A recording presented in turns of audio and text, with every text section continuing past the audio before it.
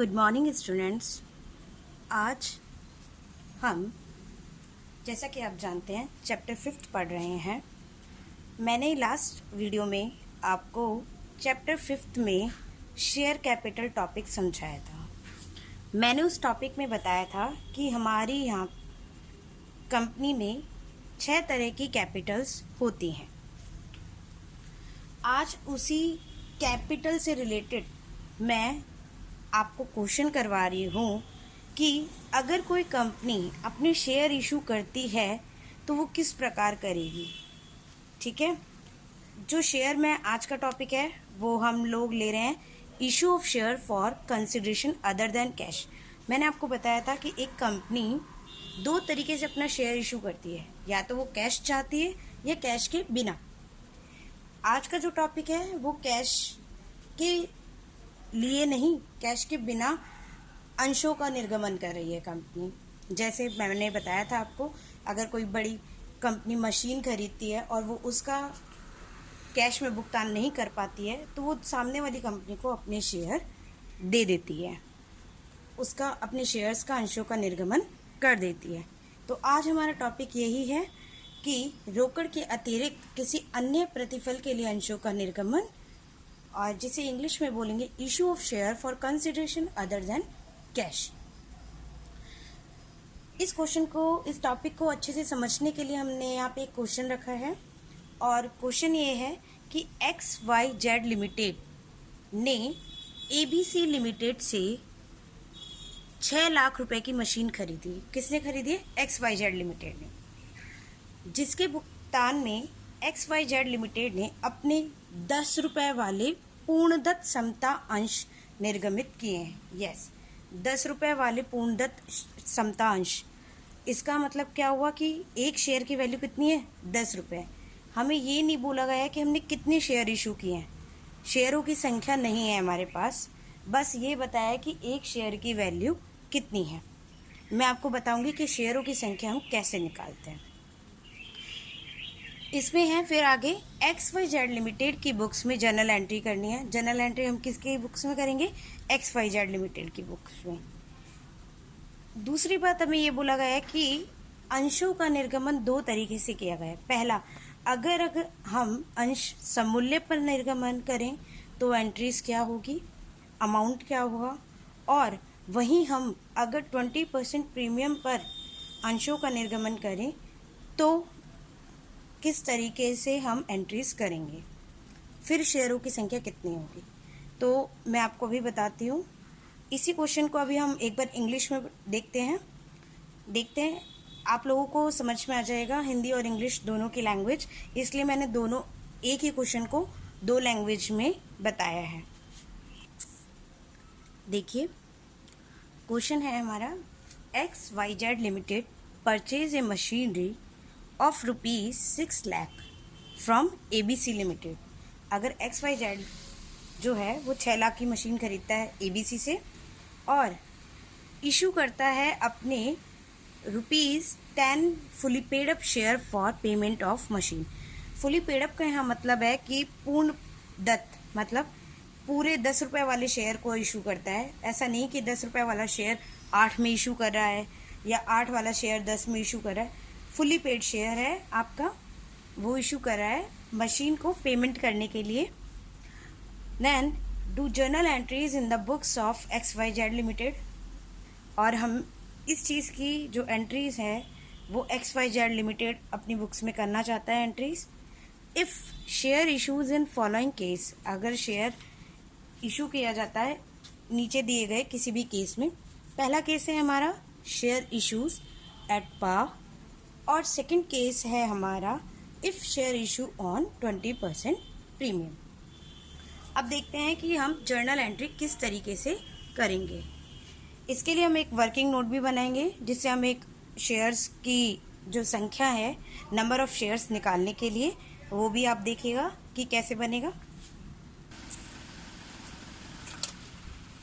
देखिए, मैंने आपको बताया था कि इस केस में सबसे पहले हमें अंशों की संख्या निकालनी होगी और उसके लिए हमें वर्किंग नोट बनाना होगा। तो अंशों की संख्या निकालने के लिए मैंने यहाँ वर्किंग नोट बनाया है और वर्किंग नोट में देखिए मैंने फॉर्मूला लगाया है, number of share is equal to निकालने के लिए टोटल पेबल अमाउंट, जितना पेबल अमाउंट आपका बनता है, जितना आपको मूल्य मशीन के लिए दूसरी पार्टी को देना है, वो टोटल अमाउंट आपका क्या होगा, पेबल अमाउंट। उसके बाद issue price of share. Issue price of share क्या है आपकी, कि एक शेयर का प्राइस क्या है आपका। तो इशू प्राइस ऑफ शेयर प्रति अंश, मतलब ईच शेयर की जो प्राइस है आपकी यहाँ पे कितनी है, 10 रुपीज़। तो इस केस में जो हमारा है वो हमारा फॉर्मूला हुआ total payable amount upon issue price of share, जिसे हिंदी में बोलेंगे देय मूल्य अपॉन प्रति अंश निर्गमन मूल्य। हमें यहाँ क्वेश्चन में दिया है कि हमें मशीनरी का भुगतान कितने रुपए का करना है, 6 लाख का। तो हमारा देय अमाउंट कितना बनता है, 6 लाख। तो यहाँ पे देय अमाउंट हमारे बराबर कितना हुआ, 6 लाख। अब हमें बोला गया है कि अगर हम अंशों का जो निर्गमन है 2 तरीके से बताया गया है, या तो आप सममूल्य पर करो या फिर आप प्रीमियम पर करो।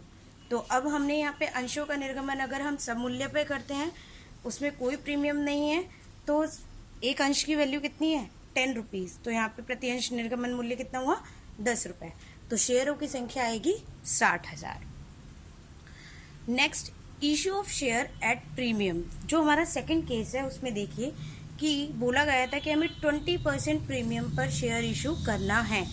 तो इस केस में भी हमारा जो फॉर्मूला है वो थोड़ा सा डिफरेंट हो जाता है। अमाउंट हमारा वही होगा टोटल पेबल अमाउंट अपॉन, फॉर्मूले में चेंज ये होगा कि प्रीमियम अमाउंट उसमें और जुड़ जाएगा। Issue price of share, yes, जो हमारी ऊपर है, plus premium on share. Premium on share कितना है यहाँ पे, 20%। 20% किसका है, एक शेयर का 20% हम प्रीमियम दे रहे हैं। तो शेयर की वैल्यू कितनी है, 10 रुपये। और 10 का 20% अगर हम निकालते हैं तो कितना होगा, 2 रुपीज़। तो अब शेयर की वैल्यू कितनी हो गई, 10 + 2 जो उस पर प्रीमियम था। तो अब शेयर की वैल्यू हो गई 12 रुपये। तो अब हमारा पेबल अमाउंट कितना है, वही 6 लाख अपॉन प्रीमियम सहित हमारे अंश का मूल्य कितना हुआ, 12। तो इस केस में जो शेयर की वैल्यू आएगी वो नंबर ऑफ शेयर्स आएंगे, वो निकल के कितने आएंगे, 50,000। अब मैं आपको एंट्रीज करके बताती हूँ, आपको और क्लैरिटी एंट्रीज से हो जाएगी। देखिए हमने पहला केस लिया है जब शेयर सममूल्य पर निर्गमन हो, इशू ऑफ शेयर एट पा। पहली बात है, इन the books of XYZ limited, हमें XYZ लिमिटेड की बुक्स में एंट्रीज करनी है। पहली एंट्री हम करेंगे मशीन खरीदने की। तो मशीन खरीदने की एंट्री होगी मशीन अकाउंट डेबिट, और खरीदी किससे, ABC लिमिटेड से। तो ABC लिमिटेड क्रेडिट। पहली एंट्री हुई 6 लाख की मशीन खरीदी है, 6 लाख से मशीन डेबिट होगी और 6 लाख से ही ABC लिमिटेड क्रेडिट होगा। दूसरी जो एंट्री होगी वो ये होगी कि हमने ABC लिमिटेड को पेमेंट किया। अगर हम कैश में पेमेंट करते तो हम एंट्री करते ABC limited account debit to cash, और बैंक होता तो टू बैंक कर देते। लेकिन हमने जो पेमेंट किया है वो इक्विटी शेयर से किया है, तो हमने क्या करेंगे, ABC limited debit to equity share capital account. Narration देखिए, for payment of machine 60,000 shares. यहाँ पे शेयर्स कितने हैं, 60,000, जो हमने वर्किंग नोट में निकाले थे। Issue of at ₹10 each, yes, 10 रुपये का शेयर हमने इशू किया है, 60,000 शेयर हमने इशू किया है। तो ये पेमेंट हमारा हो गया 6 लाख। ये था केस हमारा फर्स्ट। अब हम केस सेकंड करेंगे। केस सेकंड में देखिए क्या फ़र्क आएगा। अब देखिए हमारा जो सेकंड केस है, सेकंड केस में क्या लिखा हुआ है कि वही मशीन खरीदने की entry, machinery account debit to ABC limited 6 lakh की। लेकिन आपको याद होगा वर्किंग नोट में जब हमने पेमेंट की एंट्री की थी तो नंबर ऑफ शेयर्स निकाले थे, क्योंकि जब हम पेमेंट करेंगे तो हमें पता होना चाहिए कि हम कितने शेयर सामने वाले को दे रहे हैं। तो नंबर ऑफ शेयर मैंने आपको निकाले थे, और इस केस में नंबर ऑफ शेयर आए थे हमारे 50,000। तो जो पेमेंट की एंट्री होगी वो इस तरीके से होगी, ABC limited account debit 6 lakh, क्योंकि हमें ABC को कितने देने हैं, पूरे के पूरे 6 lakh, to equity share capital. Share capital अब कितनी कम होगी, 50,000 इंटू 10, क्योंकि शेयर कितने दिए हमने, 50,000, और एक शेयर की वैल्यू कितनी है, 10। तो हमने 5 लाख रुपए की तो शेयर कैपिटल दी है, और 2 सिक्योरिटी प्रीमियम जो 2 रुपये थे प्रीमियम के, वो हमने सिक्योरिटी प्रीमियम अकाउंट से पे किए हैं, और वो क्या हो गए, 50,000 शेयर हमारे हैं, और 2 रुपीज़ के अकॉर्डिंग जब हम पे करते हैं तो 1 लाख रुपए का पेमेंट हमने सिक्योरिटी प्रीमियम से किया है। तो अब आपको समझ में आ गया होगा कि दोनों केसेस में डिफरेंस क्या है।